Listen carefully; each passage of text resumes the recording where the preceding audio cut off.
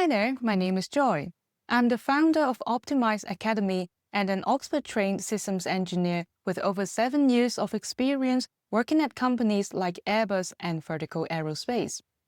I specialize in using MBSE and design optimization to tackle real-world challenges in advanced, complex systems from next-generation aircrafts to future energy systems. And now I help others do the same. This course unlocks the true potential of OPM by showing you how to integrate it with real simulation and computational tools, so you can interact with your models in a more realistic and functional way.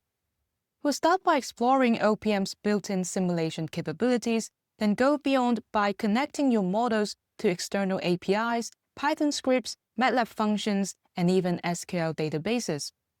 These integrations allow your models to simulate behavior, run calculations, and interact with real data, bridging the gap between static diagrams and working systems.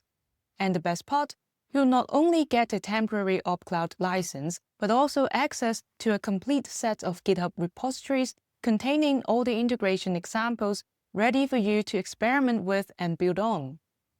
If you're looking to master the state-of-the-art in OPM modeling, this course will show you how to go beyond structure and behavior and into live, data-driven simulation.